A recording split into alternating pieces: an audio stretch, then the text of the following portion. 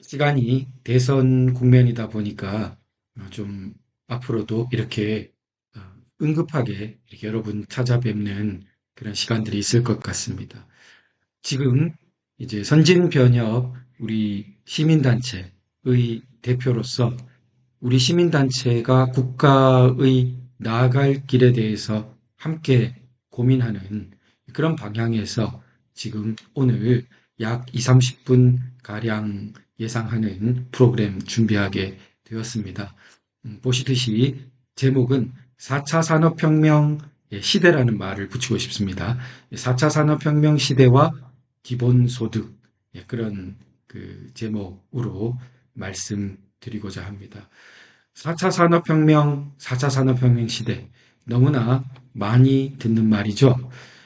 기본소득이라는 것은 우리 다음 화면에서 보시듯이 그 AI에게 물었더니 지금의 이재명 후보를 만든 결정적인 세 장면 중에 가장 대표적인 장면으로 트레이드 마크 같은 거죠. 이렇게 기본소득을 답했다고 합니다. 우리가 이제 영국에서 시작된 와트, 뭐 증기기관 이런 그 산업혁명 출발부터 지금 무슨 4차 산업혁명 AI라는 것이 이제 가장 간단하게 4차 산업혁명의 모습을 대변해 주고 있죠. AI가 그 충격적으로 최근에 이제 그 언어적인 기능이 굉장히 그 발달해서 뛰어난 모습으로 나타나니까 그 지구 전체에 우리 충격을 주고 있습니다. 그때 지금 이제 이러한 4차 산업혁명이라는 것을 맞이해서 그 시대에 대한 어떤 불안이라든지 여러 가지 그 변화에 대한 대응이라든지 이런 문제를 둘러싸고 사실은 기본소득이라는 논의가 나오고 있습니다. 그런데 저는 이 기본소득이라는 그 대응 방향이 너무나 문제적이라고 생각됩니다. 그래서 우리가 4차 산업혁명 시대를 맞이하는 것은 우리 대한민국이 또 우리 대한민국 국민이 어떻게 마음대로 할 수 있는 그런 여건이 아니죠. 외부 환경처럼 사실은 주어지고 있습니다. 우리 조선이 혼자 살고 싶어도 그렇게 쇄국해서 혼자 살 수 없고 당시 이미 다른 곳에서 일어난 거대한 산업혁명과 그 서구의 동진의 영향을 받을 수밖에 없듯이 우리 4차 산업혁명과 4차 산업혁명 시대는 우리에게 닥쳐오고 있습니다. 지금 현재 이미 나와 있죠. 그럼 그런 데서 우리 대한민국과 대한민국 국민이 어떻게 방향을 잡아야 할 것인가? 거기서 하나의 그 대답이자 틀로 나온 것이 사실은 기본 소득이라는 논의입니다. 기본 소득은 어떻게 말하고 있습니까? 자, 이 후보가 간판 공약 기본 사회라는 말까지 하고 있습니다. 기본 소득에서 나아가서 예를 들어 기본 뭐 의료, 기본 교육 전부 이제 기본 시리즈로 기본 사회가 되는 거죠. 한마디로 우선 무상입니다. 기본 시리즈 기본 소득은 그러면 기존에 무상 복지로 주어지던 수당이 있었는데 그것을 훨씬 확대한 개념이 이제 기본소득인데요. 자, 성남시정 시절에 이미 청년 기본소득이라고 해서 3년 이상 거주 24세 청년들에게 100만 원씩 지역화폐라는 외피를 썼지만 연 100만 원씩. 그러나 연 100만 원씩도 무상으로 주어지는 것이 이때까지 청년들에게 없었는데 시도되었던 것입니다. 이것을 지역화폐와 결합한 미래 대안으로 굉장히 사실은 홍보하고 있습니다. 너무 논란이 클 수 있으니까 드러내다가 조금 숨기다가 이런 것을 반복하고 있는데요. 이 보시듯이 기본소득을 왜 내세우냐? 자, 4차 산업혁명 시대에 최소한의 생계를 보장하고 지역화폐와 결합하면은 가장 강력한 경제 정책이다. 이러면서 우리 대한민국이 기본소득으로 선도하자. 이렇게 말하고 있습니다. 그래서 조금만 더 소개하면 이 연장선에서 재난기본소득도 나왔습니다. 그래서 우리나라에 25만 원 무차별 지급하던 것의 원조를 이루었죠. 자, 그래서 이 이재명 후보가 대표하고 있는 이 기본소득이라는 방향, 이것이 이제 4차 산업혁명 시대에 대한 나름의 대응이다라는 부분이 묻혀 있는 경우가 많습니다. 특히 이제 이것을 반대하는 입장에서는 이 맥락을 생략하고 그냥 단순한 포퓰리즘의 연장선, 그러니까 몇십 년 전에 나눠주자는 사람들이 있었는데 지금 그것 반복하고 있다. 이렇게 이제 말씀하시는 분도 계실 텐데, 사실은 4차 산업혁명이라는 배경을 깔고 거기에 대응으로 말하고 있습니다. 그러나 저는 이러한 기본소득이라는 대응, 또 기본사회라는 방향은 굉장히 위험하다. 그리고 우리 대한민국의 진로에 있어 가지고 정말 분기점이 된다. 이렇게 생각하고 오늘 이 방송을 준비하게 됐습니다. 이 하나만 하더라도 너무나 사실은 그 우리 대선 후보를 평가하거나 우리가 판단하는 데 있어서 중요한 문제라고 생각됩니다. 자, 그러면 제가 이걸 풀어가는 방식에서 기본소득을 주장하는 그러한 그 분의 글, 자, 기본소득 활동가라고 아예 자신을 소개하고 있습니다. 이분의 글을 가지고 기본소득 당이라는 당도 있죠. 자, 그걸 가지고 제가 거기에 대해서 조목조목 따져보는 방식으로 전개하고자 합니다. 그러니까 제가 아주 뭐 일방적인 자료를 들고 와서 제 이야기를 하는 게 아닌 거죠. 자, 그러면 우선 AI라는 것으로 대표되는 4차 산업혁명부터 조금 생각해 보겠습니다. 자, 그러면은, 우리가 흔히, 뭐 그러면 2차도 있고 3차도 있고 4차 산업혁명. 자, 헷갈리죠?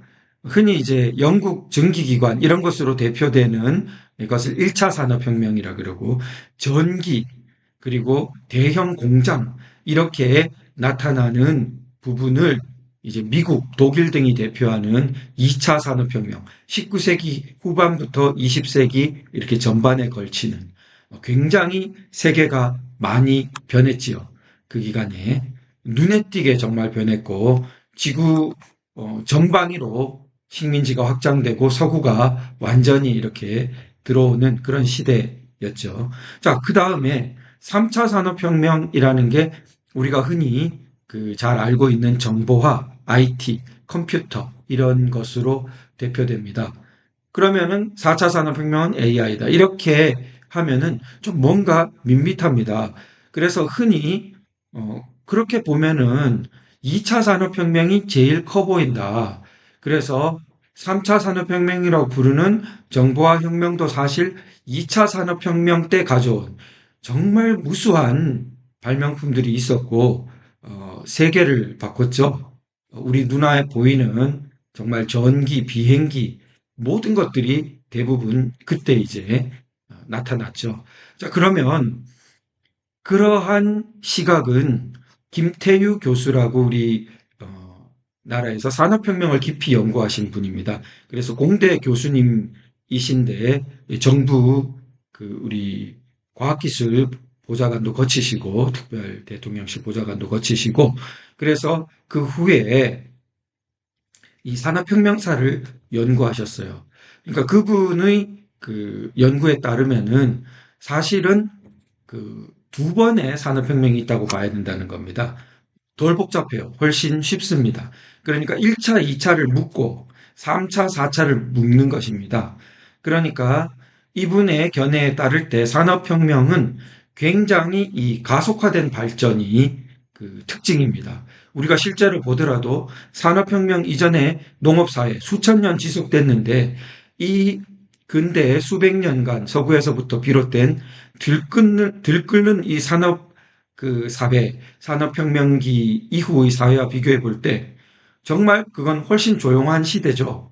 예, 경제 성장은 굉장히 어느 정도 성장하다가는 거의 정체되는. 왜냐하면 경제가 좀 성장하면 인구가 그걸 조금 감당할 만큼 많아졌다가 다시 그 인구를 못 먹여 살리고 흉년 이런 거 들면 기근으로 떨어졌다가 이렇게 무수히 반복하는 경제 성장률이 절대 가속화되지 않는 것이 이 농업사회의 특징인데 지금 산업혁명 이후는 완전히 이런 그 평면적인 게 아니라 가속되는 이러한 그 사회 모습을 갖고 있습니다. 그러니까 산업혁명을 먼저 한 국가들이 다른 지구상의 모든 국가들을 압도할 수 있는 그러한 힘이 생겼던 거죠.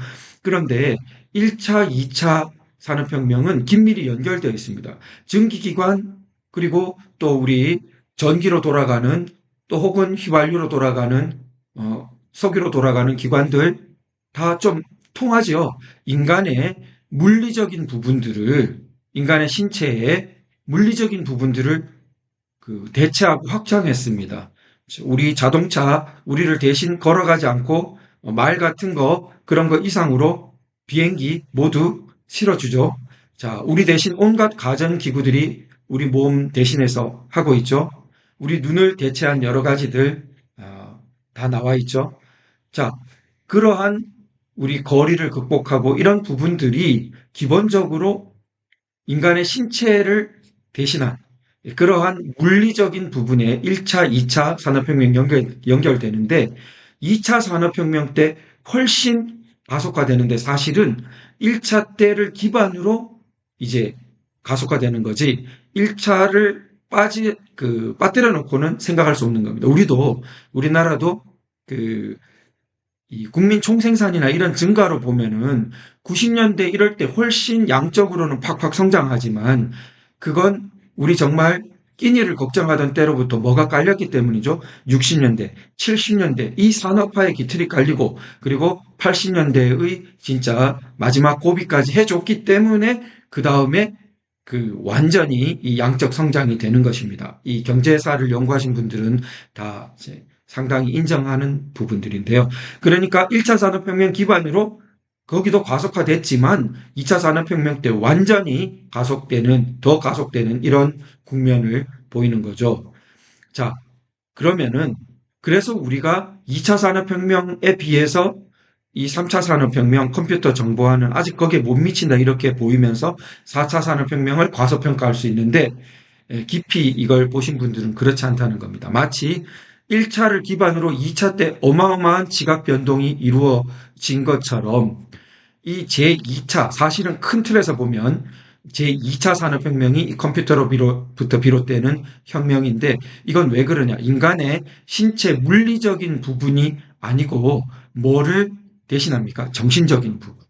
그러니까 이 인간의 정신적인 부분을 컴퓨터가 가장 간단한 연산부터 시작해가지고 대체하기 시작해서 이제 AI까지 나아갔는데 여기가 바로 마치 전기 이런 것이 나오던 대형 공장이 나오고 하던 그 2차 산업혁명 고전적으로 볼 때 2차 산업혁명이라고 부르는 미국 독일의 그때에 비슷하다는 겁니다.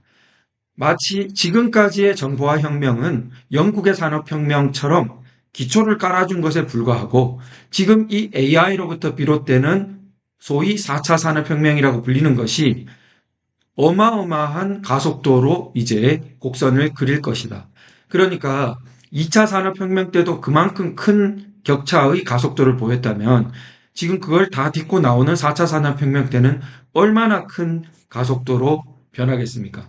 그렇게 되면 결국 거기에 올라탄 측이랑 올라타지 못한 쪽이랑은 그 격차가 어마어마하게 더 벌어질 수밖에 없는 것이죠. 그래서 우리가 지금 정말 중요한 입구에 서 있는 것입니다. 마치 구한 말에 우리나라가 산업혁명을 외면하고 정말 불행한 그 역사를 겪을 수밖에 없었듯이 이 지금 분기점에서 제대로 길을 택하지 못하면 그게 이제 방향성입니다. 이 방향성을 쇠국의 방향성이냐 산업화의 방향성이냐 이런 것처럼 이 방향성을 제대로 택하지 못하면 큰 정말 나락으로 지금까지의 성과를 뒤로하고 왜냐하면 그 격차는 어마어마한 가속도로 다시 벌어지기 때문에 우리가 마치 경공업만 해놓고 중화학공업의 마지막에 올라타지 못했으면 오늘날 글로벌 코리아가 어디 있겠습니까? 제철을 합니까? 기계를 합니까? 조선을 합니까? 전자를 합니까? 자동차를 합니까? 뭘 하겠습니까? 우리가 사는 수준이 정말 태국을 넘어서지 못했을 것입니다. 그런데 이렇게 된 것은 중화공업화에 올라타서 마지막으로 했듯이 지금 이 4차 산업혁명을 올라타느냐 못하느냐는 더한 거죠. 자, 그런데 이 기본소득이라는 논의는 4차 산업혁명을 어떻게 파악하고 거기에 대해서 어떤 대안을 세우고 있느냐를 보겠습니다. 가장 주목하는 것은 일자리가 없어진다는 것. 그러니까 이걸 관찰한 분들은 많이 말씀하십니다. 전통적인 일자리, 사실 법률적인 계통의 일자리도 충격을 받을 수밖에 없습니다. AI가, 법률 전문 AI가, 저는 아직 안 써봤습니다만은 법률 전문 AI가 상당한 수준의 이 서면을, 법률 서면을 작성해 낸다고 그럽니다. 그러면 이 법률 계통의 일자리에도 이미 심각한 위협이 다가와 있는 것이죠. 그처럼 전통적인 일자리에 대해서 감소와 소멸의 위협이 있는 것이 맞습니다. 그 불안을 이용해서 어떻게 보면은 기본소득 논의가 강렬하게 이렇게 퍼질 수 있는 것입니다. 그런데 그것이 옳은 대안이어야 되죠. 우리가 살펴보겠습니다. 그런데 감소와 소멸을 이분도 그 반론이 있다고 소개하고 있습니다. 사라지는 일자리가 있지만 새로 생기는 일자리도 있다. 그렇죠. 우리가 산업혁명 후에 농업사회에서는 생각하지도 못한 온갖 서비스업들이 대표적으로 생겼습니다. 자, 그런 것처럼 4차 산업혁명에서도 지금은 생각하지 못하는, 당장 우리가 생각해 볼 때, 물론 전통적인 것 남는 것도 있습니다. 휴먼 케어는 우리 이제 대표적으로 요양보호처럼 그런 케어는 인간의 손길을 아직까지 정교한 로봇이 대체하지 못합니다. 감정적인 것도 그렇고요. 자, 그런 부분 말고도 벌추얼한 것이 가상세계가 늘어난다면은 가상세계를 돌보는 또 관리하는 또 생성하는 온갖 지금까지는 없었던 것들이 태어나겠죠. 단적으로 봐서도 그렇다는 겁니다. 그러니까 자, 새로운 것들이 당연히 생깁니다. 그런데 걱정을 합니다. 하지만 경제 성장이 계속해서 이루어질 것인가? 자, 그 다음에 또 이런 식의 경제 성장을 계속해야 하는가? 경제 성장, 그것을 올라탄 쪽은 이루어 갑니다. 우리가 하지 않는다고 마치 산업화하는 나라들이 결코 안 하지 않았을 것처럼 미국도 중국도 안 하지 않습니다. 당연히 4차 산업혁명 계속됩니다. 그리고 그 한 곳에서 선취한 곳에서 먼저 한 곳에서 그 어마어마한 격차를 더욱 가져간다고 봐야 됩니다. 냉정한 현실인 거죠. 자, 이런 식의 경제 성장을 계속해야 하는가? 근본적인 질문입니다. 자, 미국에서도 이런 질문 하신 분들 계시죠? 당연히. 그런데 우리나라에서도 당연히 근본적인 질문도 해야 됩니다. 그러나 우선 기본적으로는 특히 정치 영역은 우리에게 피할 수 없는 조건으로 주어진 것을 우리가 하나의 어떤 생존의 조건이라면은 그것을 정치 영역에 있는 분이 이런 거 계속해도 되는가? 거기에 대한 확실한 대안 없이 그런 말을 하면 안 되죠. 그런 틀을 가지면 굉장히 위험하죠. 자, 그러면은 다른 틀이 있는가? 자, 이런 식의 성장 말고 그러면 다른 성장이 있다고 말해야 정치 영역에서는 말이 되는 것입니다. 특히 우리나라에서. 과연 그럴까요?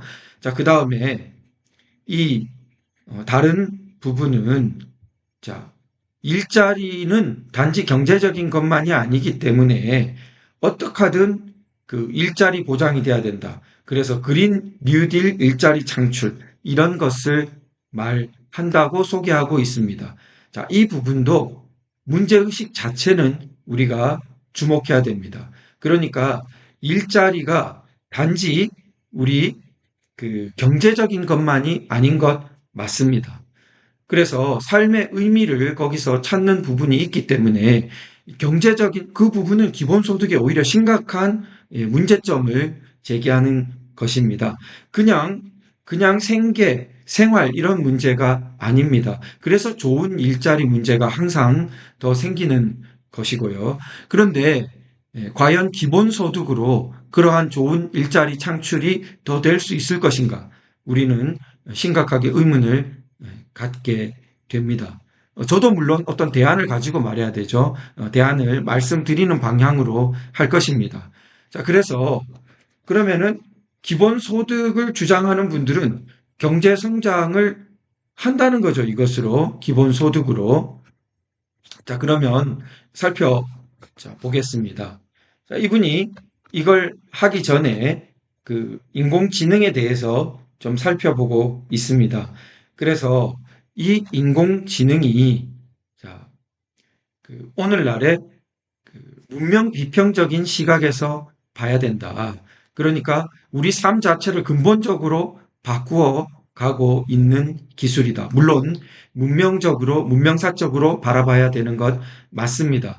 그런데 문명사적으로 바라볼 때 우리 인공지능이라는 어떤 정보의 연결 체계 이런 부분은 예전부터 인류사에서 계속해서 있어 왔고 책이라든지 이런 것이 큰 변화를 가져온 것처럼 인공지능, 알고리즘 이런 것이 우리 사회에 큰 충격을 주는 것이 맞습니다. 그리고 제가 자주 인용하는 게오르규라는 소설가가 전망한 것처럼 옛날에 노예 사회에 그것을 제대로 사람의 정신이나 제도가 담아내지 못할 때 노예 반란으로 그 사회가 무너질 수밖에 없듯이 기계 노예의 반란이라고 그분은 표현했습니다. 이미 2차 대전 때. 우리 이 산업혁명 이후에 놀라운 가속화된 기계와 여러 가지 산업화의 발전을 인간 개인의 정신과 윤리와 사회제도적인 수준과 이 모든 것이 법도 마찬가지죠. 정치도 그렇고 받쳐내지 못한다면은 우리 스스로 이 사회 전체가 정말 붕괴 정도로 위협을 받게 되겠죠. 그 어떤 문제점을 외면하는 것이 아니라 그걸 어떻게 그러면 극복할 수 있냐는 것입니다. 과연 기본소득을 나누어 주면 극복하게 될까요? 저는 이 자리에서 제가 생각하는 대안, 제가 생각하는 적어도 그 방식을 말씀드리고자 하는데 저는 국민학습연제, 학습사회, 기본사회가 아닌 학습사회, 인생 이모작 이런 것과 관련된 지금까지는 평생교육, 인생 이모작 이런 식으로 표현이 되었는데요. 사실 교수님들 보시면 잘 알 수 있는데 교수님들은 연구와 가르침을 병행해야 되는데 특히 공대 경우에 기술이 급변하니까 만약에 한 10년 정도 후에 집중적으로 연구할 수 있는 어떤 시간을 갖지 못하면 굉장히 오히려 뒤처질 수가 있습니다. 급격하게 발전하는 기술에 대해서. 그러면은 기술공학에 대해서 학생들을 제대로 가르칠 수가 없게 되겠죠. 그래서 교수님들에게 10년 단위로 이렇게 연구년, 안식년이라고 하는 사실은 연구년이죠. 이게 주어지는 그것이 오늘날 사실은 4차 산업혁명 시대에 맞이하고 있는 우리 일반 사람들과 마찬가지 처지라고 생각됩니다. 이 급변하는 사회에 있어가지고 예전 초기 산업화 때처럼 젊을 때까지 뭔가 평생을 살 기술과 지식을 배워서 나머지 인생을 다 그렇게 살아라 하기에는 수명도 너무나 평균 수명이 약 20년 이상 늘어났고 그 다음 사회는 오히려 급변합니다. 그러니까 그 모델이 제가 볼 때는 잘 안 맞아요. 그래서 중간중간에 재교육이 이루어져야 됩니다. 그걸 많은 분들이 지적하고 마이크로 칼리지처럼 최소한 3개월 이렇게 아주 집중적인 뭔가 재교육을 통해서 자신이 해오던 일과 다른 일을 하는 것을 모색하기도 하고 혹은 여러 가지 심리학이라든지 자기가 정신적으로 굉장히 힘든 것들을 좀 상담학 같은 걸 공부하면서 좀 해소하기도 하고 여러 가지 분야가 있을 수 있습니다. 그래서 당장 재원이 어딨냐? 그 기본소득도 마찬가지입니다. 당장 나눠줄 그 큰 재원이 어디 있습니까? 그래서 단계적으로 하자고 합니다. 마찬가지입니다. 국민의료보험도 단계적으로 수십 년 걸쳐서 이루어졌듯이 그러나 초창기의 틀을 잘 놓아야 됩니다. 초창기의 틀이 초기가 굉장히 그 이후의 방향을 많이 결정하는데 지금 우리나라가 어마어마한 기로에 서 있는 거예요. 이 4차 산업혁명 시대의 그 충격과 불안과 파고를 기본소득, 기본사회 이런 방향으로 우리가 잡느냐 아니면 제가 꼭 정답은 아니어도 제가 생각하는 방향과 또 토론이 필요할 텐데 저는 그게 평생 교육적인 방향, 국민학습년, 야, 교수님들처럼 모든 국민이 사는 거죠. 10년 세금을 낸 뒤에는 1년간 뭔가 학습년을 갖는 겁니다. 그래서 그런 부분이 꿈만 같은 이야기처럼 들릴 수 있지만 옛날에 국민의료보험도 꿈만 같은 이야기였습니다. 오늘날 누리는 우리의 문명의 이기도 수백 년 전에는 귀족만 누릴 수 있는 꿈만 같은 세상입니다. 그래서 우리가 대담하게 선진국이란 건 사실은 남이 하지 않은 것을 선도한 것이 있어야 선진국입니다. 그런데 기본소득으로 선도국가가 되자 차라리 저는 국민학습연제로 선도국가가 되자가 되어야 된다고 봅니다. 사람들에게 기본소득 나누어 준 사회가 발전할까요? 학습년을 보장한 사회가 발전할까요? 복지도 이런 교육복지가 복지 중에 제일 좋다는 이야기 많이 합니다. 현금 복지 중에서 제일 좀 이렇게 그 뭔가 부작용이 있기 때문에 잘 써야 된다고 하는 것의 연장선이 바로 기본소득입니다.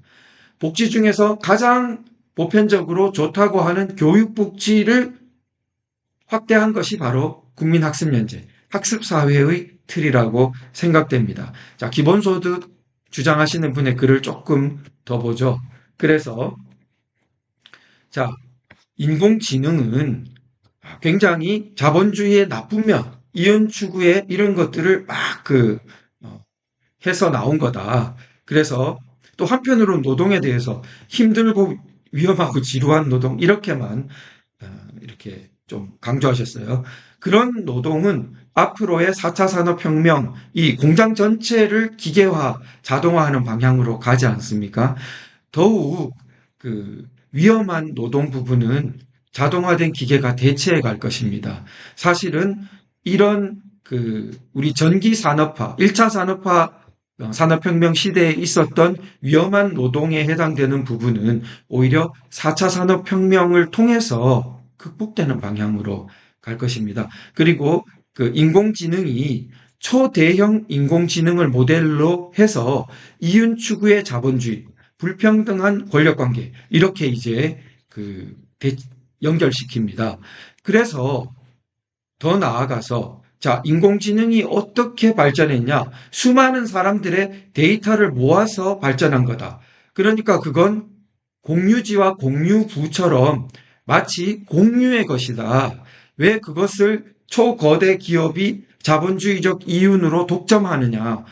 그것이 가능하게 한 것은 수많은 사람들의 데이터인데 왜 네가 전체주의 사회 유사 중국 경우에는 국가가 그 거대 AI를 독점하겠죠. 더 위험하겠죠. 자, 그런데 이 길만이 있는 것이 아닙니다. 바로 그 부분이 우리 대한민국이 최적 선도 국가가 될 수 있다는 것을 지난번 제가 어제도 말씀드렸는데요. 우리나라도 이걸 지금 아주 지혜로운 분들이 국가 과제로 선정해 놓았습니다. 우리 많은 국민들이 더욱 깨닫고 이것을 적극 밀어야겠습니다. 그게 뭐냐 하면 개인화된 AI입니다. 우리가 그냥 챗GPT 4.0 이런 것처럼 저 멀리에 있는 초거대 AI만 있는 것이 아니라 앞으로의 발전 방향은 온 디바이스 AI. 그러니까 내 휴대폰 안에 있는 AI. 거기에 뭐 GPT랑 비교도 안 될 만큼 작게 담기겠네. 처음은 그렇죠. 그러나 우리가 옛날에 2G폰 쓰던 때서 스마트폰 나오고 그때로서는 상상할 수 없는 게 되듯이 처음 출발은 우리 온 디바이스 안에 우리의 개인 스마트 기기 안에 아주 비교도 안 될 정도가 담긴다고 생각하지만 앞으로는 굉장히 많이 발전할 거라는 거죠. 자, 이 영역이 바로 대한민국이 스마트폰 생산에 애플과 경쟁하는 지구상의 정말 드문 국가죠. 자, 거기에 온 디바이스 AI는 미국의 챗 GPT는 거대 AI 쪽에 집중되어 있기 때문에 그들로 봐서는 어느 게 더 앞서겠습니까? 지구 전체를 거의 망라하는 초거대 AI가 더 주력 분야겠죠. 그런데 우리는 아직은 싸게 불과한 대한민국은 그러나 우리의 강점인 스마트 기기를 살려서 온 디바이스 AI, 디바이스 안에 담긴 AI, 그것은 개인화된 AI입니다. 이 개인화된 AI가 왜 공유지입니까? 공유부입니까? 아니죠? 자기 개인이 훈련을 시키는 겁니다. 딥러닝을 자기 개인의 기기 안에서 합니다. 그리고 함부로 내가 공유해 주지 않습니다. 내 기기이기 때문에.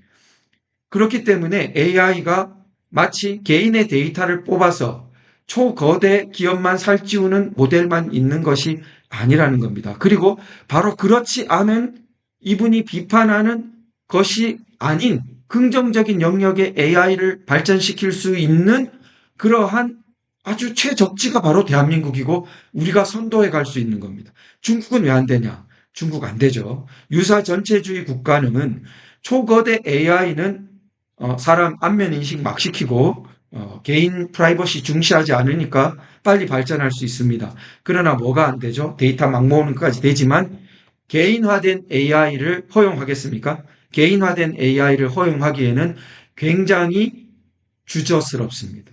공산당의 생리 자체가 그렇죠. 이 유사 전체주의적인 통제를 중시하는 곳에서 개인화된 AI를 허용했다가 저게 뭐가 될지 모른다는 생각이 들죠.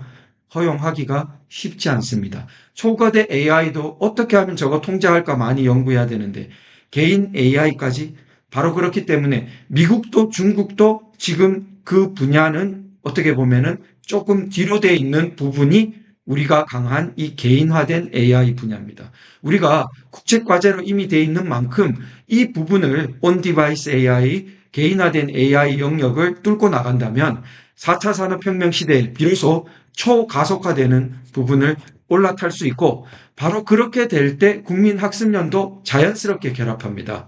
각 개인이 사실은 우리 제과 제빵 분야에 자기만의 노하우 가지신 분들 많아요. 그럼 그분들이 개인화된 AI를 발전시키면 그 AI 속에는 귀한 그 제과 제빵에 관한 것이 담겨 있겠죠. 제가 그냥 그 분야에 아주 전문가는 아니지만 마치 스타트업 팔듯이 그분이 나중에 그 개인화된 AI로 자기가 아주 그 파인 튜닝이라고 하죠. 이렇게 따듬고 오정보 많이 걸러내고 한 거를 또 식물 잘 가꾸시는 분은 거기에 대한 아주 집중된 그런 것을 스타트업처럼 팔지도 모르죠. 나중에. 바로 그런 것들이 가장 뜨겁게 일어날 수 있는 곳이 어디다? 바로 대한민국입니다. 그 대한민국 국민들에게 학습 기회를 주면 3개월부터 시작해서 또 모든 분에게 못 주더라도 이렇게 성실 납세한 분들 이렇게 작은 돈이라도 성실 납세한 분들에게 준다면 재원이 어디냐? 기본소득 할 돈으로 이걸 한다면 놀라운 차이가 생길 거라고 생각됩니다. 그래서 현대 자본주의 막 새로운 인클로전을 이제 막 농민들 쫓아내버리고 이런 그 겁니다. 이렇게 양치고 이러면서 자 금을 그어가지고 막 이까지가 내 땅이다, 새로운 땅이다 이렇게 해버리니까 쫓겨나서 도시 빈민으로 전락했다 이런 거죠. 그러니까 기본소득은 이런 부정의한 현실을 바로잡기 위한 것이기도 하다. 그러니까 일자리가 줄어들어서 사회가 너무 불안정해지고 그래서 그분들이 기본적인 생계를 해야 되는 그래야 사회가 기본적으로 유지되는 또 그런 것만이 아니라 다른 면으로는 정의다 이게 이렇게 주장하고 있는 거예요.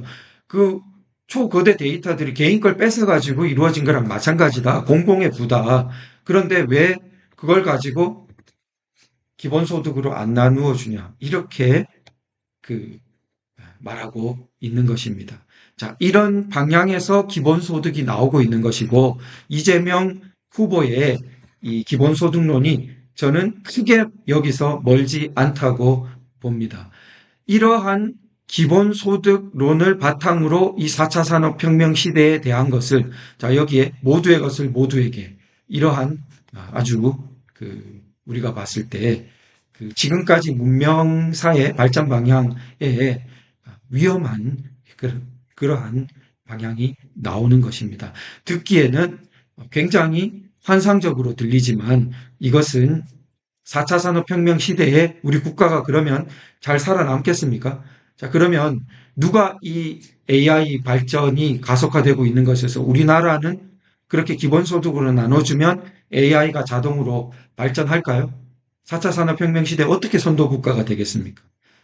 그게 다 헛된 구호에 그칠 뿐이기 십상인 거죠. 제가 볼 때는 기본소득을 주장하는 것보다는 훨씬 우리 지금 이미 국책 사업화되어 있는 개인화된 AI, 우리 그 김문수 후보 10대 공약 속에 AI 3대 강국을 현실적인 목표로 선호한데 그것은 이미 있는 국책 과제를 반영하고 있는 방향으로 추측됩니다. 그래서 그것이 비록 학습사회라는 틀을 아직까지 완전히는 갖추고 있지 않더라도 인생 이모작, 학습사회, 이런 국민학습연재, 이런 틀과 결합한다면은 이미 있는 평생교육이라는 틀을 더욱 확장한 거죠. 그렇게 된다면 기본소득의 확장이 아니라 현금 무상복지의 확대가 아니라 교육복지의 확대판, 그리고 진짜 AI 시대의 국가의 생존 전략이자 발전 전략이자 우리 국민의 생존 발전 전략이 되지 않겠나 그렇게 생각됩니다. 우리 좀 대선 시기를 맞아서 특별 오늘 4차 산업혁명 시대와 기본소득, 결국 4차 산업혁명 시대는 현실이고 오히려 우리가 거기에 급가속화되는데 우리 대한민국이 올라타는 것이 우리 국가의 생존에 결정적이고 그것은 문명사를 저버리는 길이 아니다. 그것을 오히려 개인화된 AI에 우리 더욱 주력하고 그리고 우리 국민학습연재와 같은 제도를 통해서 기본소득이 아니라 우리나라가 가진 고유한 교육, 학습의 강점, 학습국가로서의 강점을 더욱 살려나간다면 정말 문명선도 국가로서 우리 대한민국이 발전할 수 있지 않겠나 생각합니다. 너무나 중요한 분기점이기 때문에 특별히 오늘 여러분과 함께 말씀 나눴습니다. 감사합니다.